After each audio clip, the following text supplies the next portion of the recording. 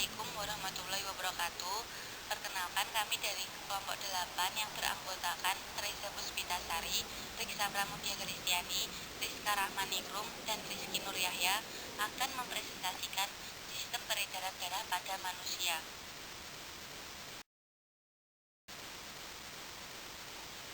Yang pertama yaitu mekanisme peredaran darah.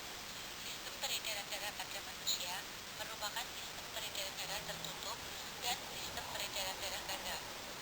Disebut sebagai sistem peredaran darah tertutup karena darah mengalir di dalam pembuluh darah. Disebut juga sebagai sistem peredaran darah ganda karena dalam satu kali peredaran, darah 2 kali melewati jantung. Selanjutnya yaitu fungsi sistem peredaran darah. Yang pertama yaitu sebagai transportasi makanan, garam, mineral, gas, hormon, enzim, dan zat lainnya yang dibawa oleh darah untuk diedarkan ke seluruh tubuh. Zat-zat sisa metabolisme dibawa oleh darah menuju ke paru-paru, ginjal, dan kulit untuk dikeluarkan dari tubuh. Yang kedua yaitu sebagai penjaga suhu tubuh. Yang ketiga yaitu perlindungan. Darah melindungi tubuh terhadap cedera dan invasi benda asing. Mekanisme pembekuan darah dapat mencegah tubuh kehilangan darah. Yang keempat yaitu sebagai penyangga. Protein darah bertindak sebagai penyangga melawan perubahan asam basa untuk mempertahankan pH optimum darah. Selanjutnya, sistem peredaran darah. Terdapat juga sistem peredaran darah pulmonalis atau peredaran darah kecil dan sistem peredaran darah sistemik atau peredaran darah besar. Sistem peredaran darah pulmonalis yaitu sistem peredaran darah dari jantung menuju ke paru-paru dan kembali lagi ke jantung. Yang kedua yaitu sistem peredaran darah sistemik atau peredaran darah besar, yaitu sistem peredaran darah dari jantung yang diedarkan ke seluruh darah dan kembali lagi ke jantung. Yang pertama yaitu sirkulasi portal. Sirkulasi portal adalah aliran darah balik atau darah vena yang berasal dari lambung, usus, pankreas, dan limpa yang dikumpulkan melalui vena porta hepatika menuju ke hati dan membentuk sistem kapiler. Kemudian bersatu dengan kapiler-kapiler dari arteri hepatika. Darah keluar dari hati melalui vena hepatika dan melalui vena cava inferior menuju ke jantung. Yang kedua yaitu sirkulasi koroner. Sirkulasi koroner adalah peredaran darah di dalam jantung yang berfungsi memberikan darah untuk memenuhi nutrisi ke seluruh bagian jantung. Dapat kita lihat gambar berikut ini. Yang kedua yaitu sirkulasi koroner. Sirkulasi koroner adalah peredaran darah di dalam jantung yang berfungsi memberikan darah untuk memenuhi nutrisi seluruh bagian jantung yang dapat kita lihat dari gambar berikut ini. Yang kedua yaitu sirkulasi koroner. Sirkulasi koroner adalah peredaran darah di dalam jantung yang berfungsi memberikan darah untuk memenuhi nutrisi ke seluruh bagian jantung. Dapat kita lihat pada gambar berikut ini.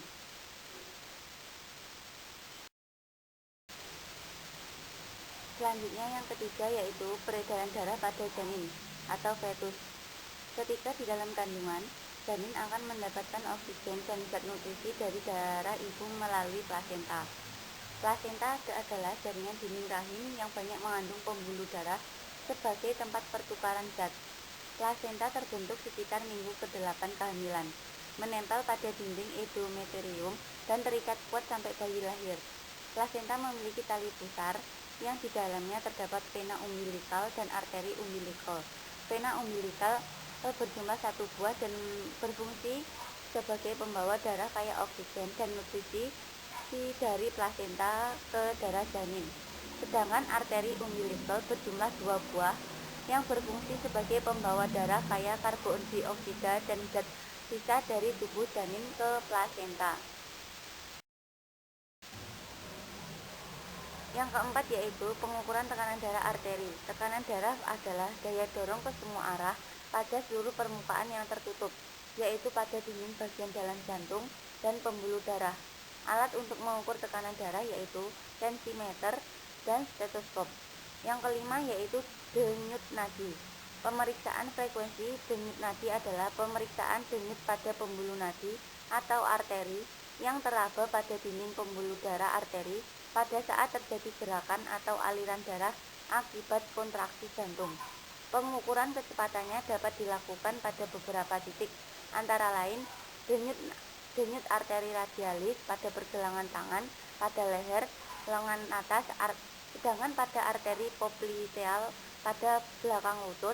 Pemeriksaan denyut nadi dapat dilakukan dengan bantuan stetoskop.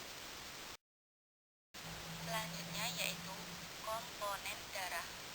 Darah tersusun dari kombinasi antara plasma darah dan sel-sel darah yang semuanya berada di seluruh tubuh. Sel-sel darah ini kemudian dibagi lagi menjadi 3 jenis, yakni sel darah merah, sel darah putih, dan trombosit. Jadi, secara keseluruhan, komponen darah manusia terdiri dari 4 macam, meliputi plasma darah, sel darah merah, sel darah putih, serta trombosit. Semua komponennya memiliki tugas dan fungsi masing-masing yang mendukung kerja darah dalam tubuh. Yang pertama yaitu plasma darah. Plasma darah merupakan komponen darah yang berbentuk cairan. Plasma darah mengisi sekitar 55-60% dari volume darah dalam tubuh. Yang kedua yaitu sel darah merah. Jika plasma darah menyumbang sekitar 55-60%, maka sel darah mengisi sisanya, yakni kurang lebih sekitar 40-45%. Karakteristik sel darah merah sebagai berikut ini. Berbentuk biokap sehingga memiliki permukaan yang lebar, tidak berinti sehingga tidak dapat hidup lama, dan berwarna merah karena mengandung hemoglobin.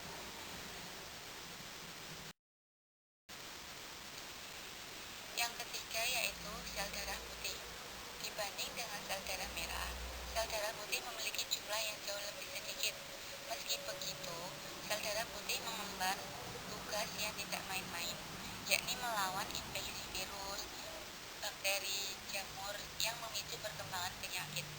Karakteristik sel darah putih yaitu leukosit memiliki inti sel sehingga dapat bertahan hidup berbulan-bulan. Tidak mengandung hemoglobin sehingga tidak berwarna merah. Ukurannya lebih besar daripada eritrosit. Yang selanjutnya yaitu leukosit dibentuk dalam sumsum merah limpa dari kelenjar getah bening atau kelenjar inti. Yang keempat yaitu trombosit atau keping darah. Sedikit berbeda dari sel darah putih dan merah, trombosit sebenarnya bukan sel, melainkan sebuah fragmen sel berukuran kecil. Trombosit memiliki peran penting sebagai proses pembekuan darah saat tubuh terluka. Karakteristik keping darah adalah keping darah berbentuk kecil, bentuknya tidak beraturan, keping darah tidak berinti sehingga berumur pendek, dan keping darah memiliki ukuran kurang lebih 10-12 jari.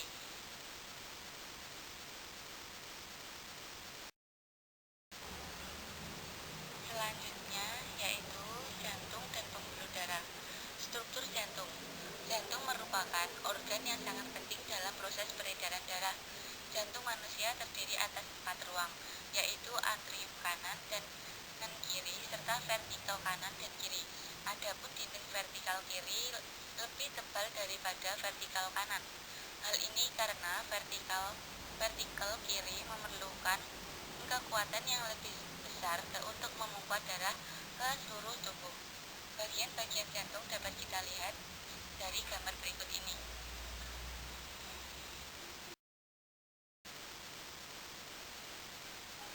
Atrium kanan dan atrium kiri dipisahkan oleh sekat yaitu septum anteriorum. Sementara itu, ventrikel kiri dan kanan dipisahkan oleh sekat yaitu septum interventricularis. Adapun sekat pemisah antara atrium dan ventrikel dinamakan septum atrioventricularis. Pada sekat jantung juga memiliki katup yang disebut valupa jantung, berada di antara atrium kanan dan ventrikel kanan yang disebut valupa tricuspidalis. Katup antara atrium kiri dan ventrikel kiri dinamakan valupa bicuspidalis. Katup-katup tersebut berfungsi sebagai penjaga agar darah dalam ventrikel tidak kembali lagi ke atrium. Saat melakukan fungsinya, jantung berdenyut dan sirkulasi kontraksi relaksasi. Periode relaksasi yaitu saat jantung mengembang sehingga darah mengalir ke dalam jantung. Kondisi ini disebut sistol. Adapun kontraksi disebut sistol. Terjadi saat jantung mengucup dan darah terdorong keluar. Pada umumnya, orang dewasa yang normal memiliki tekanan sistol kurang lebih 120 dan tekanan sistol kurang lebih 80.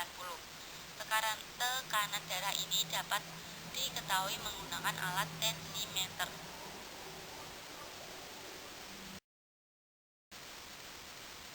Penyakit dan gangguan pada jantung. Yang pertama yaitu jantung koroner. Penyakit ini disebabkan adanya penyumbatan pada arteri kecil di dinding jantung yang terjadi karena penebalan dinding jantung sebelah dalam. Akibatnya aliran darah menjadi kurang lancar apabila tidak segera diatasi. Penyumbatan ini dapat mengakibatkan sel-sel otot jantung mengalami kematian sehingga terjadi gangguan dalam kontraksi otot jantung. Gangguan ini dapat menghambat pemompaan darah. Orang-orang yang rentan terhadap penyakit jantung koroner yaitu perokok, orang yang mengkonsumsi lemak berlebihan, dan orang yang usia lanjut. Yang kedua yaitu gagal jantung, merupakan penyakit jantung yang paling menakutkan. Biasanya jantung penderita berdetak tidak normal dan tidak berdetak sebagaimana mestinya. Yang ketiga yaitu perikarditis, penyakit radang pada lapisan jantung perikardium yang disebabkan oleh infeksi, namun ini jarang terjadi. Yang keempat yaitu irama jantung abnormal. Jantung secara normal berdetak 60 sampai 100 kali per menit. Jantung yang berdetak tidak normal disebut aritmia. Yang kelima yaitu heart valve disease, merupakan penyakit gangguan jantung akibat rusaknya katup jantung. Katup ini berfungsi sebagai pengatur aliran darah yang masuk ke jantung. Penyakit jantung biasanya terjadi akibat gaya hidup, pola makan, dan aktivitas sehari-hari yang tidak sesuai dengan kesehatan. Selanjutnya yaitu pembuluh darah. Pembuluh darah pada manusia dibedakan menjadi dua, yaitu arteri dan vena. Pembuluh nadi atau arteri biasanya digunakan untuk pembuluh darah yang aliran darahnya mengalir meninggalkan jantung. Arteri berfungsi sebagai pembawa darah dari jantung. Dinding arteri terdiri atas 3 lapisan, yaitu lapisan terdalam berupa sel-sel epitel yang disebut endotelium. Arteri ada 2 macam, yaitu arteri pulmonalis dan aorta. Arteri pulmonalis berfungsi sebagai pembawa darah yang mengandung CO2 dari jantung menuju paru-paru. Aorta berfungsi sebagai pembawa darah yang mengandung banyak CO2 yang banyak mengandung O2 dari jantung ke seluruh tubuh. Arteri bercabang-cabang sehingga membentuk pembuluh yang diameternya lebih kecil.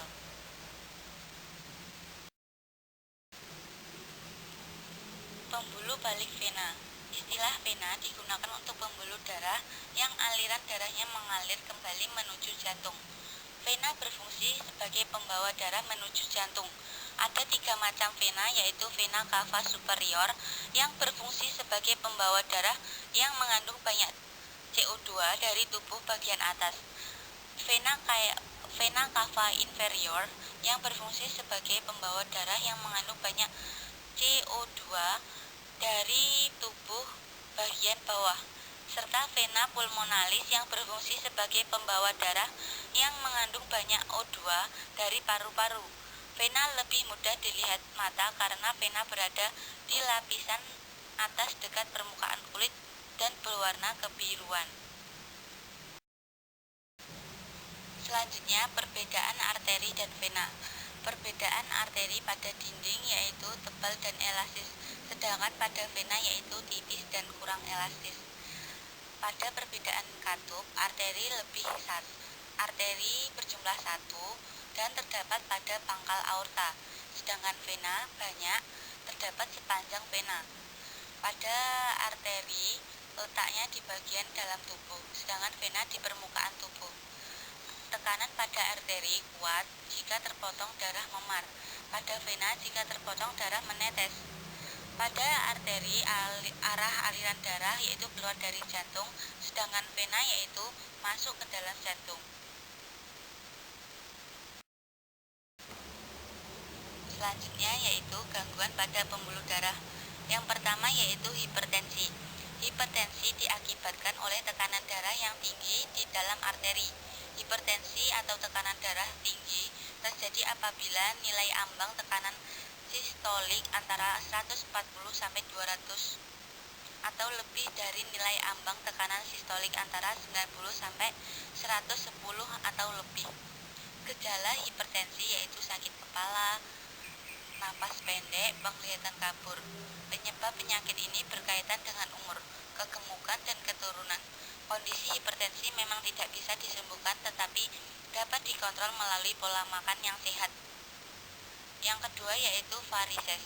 Varises merupakan pelebaran pembuluh balik yang terjadi di kaki terutama di bagian betis. Sementara itu varises yang terjadi di sekitar anus disebut ambeien. Varises dan ambeien terjadi karena katup-katup pada pembuluh balik tidak dapat menutup dengan sempurna dan lemahnya dinding pembuluh darah. Varises atau ambeien yang sudah parah perlu ditangani melalui operasi. Hindari berdiri atau duduk yang terlalu lama agar tidak varises. Yang ketiga yaitu sklerosis. Arteri mempunyai sifat elastis. Oleh karena itu mempunyai tekanan darah dalam keadaan maksimum. Arteri mengembang untuk mengimbangi tekanan darah. Namun seiring dengan pertambahan usia, dinding arteri kehilangan elastisnya karena adanya penimbunan zat kapur.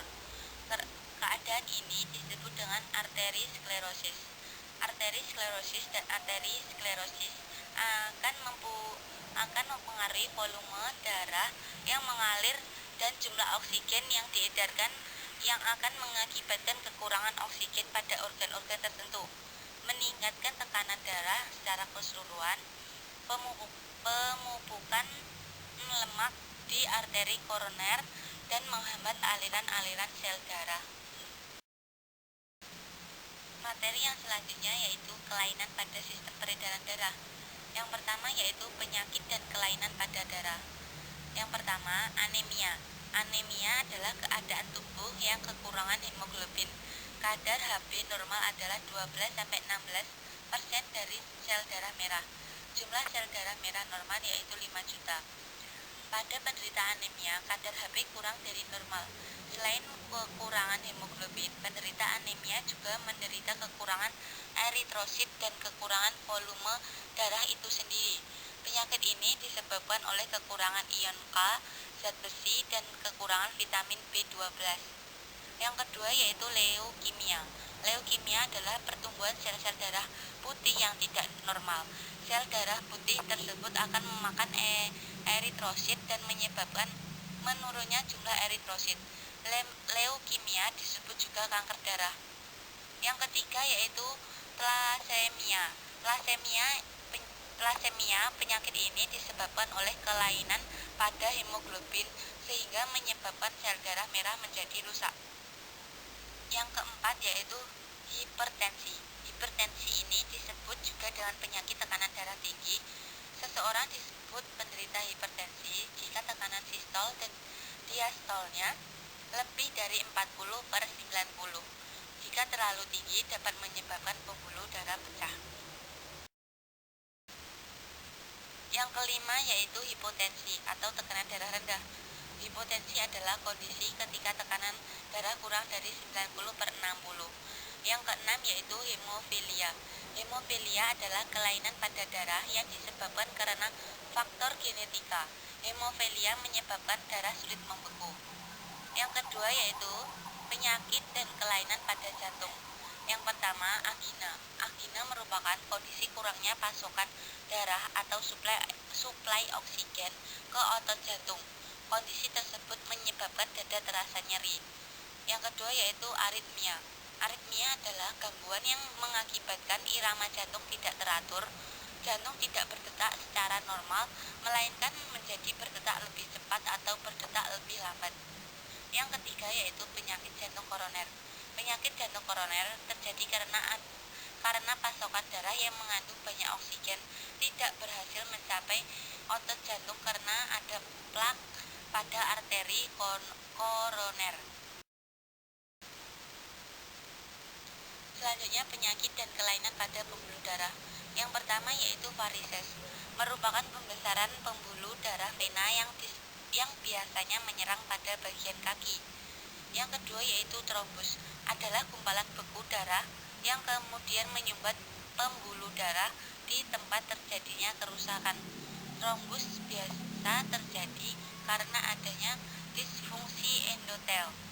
Yang ketiga yaitu embulus, merupakan gumpalan bekuan darah yang bergerak di sistem sirkulasi dan kemudian terjebak di dalam pembuluh darah kecil.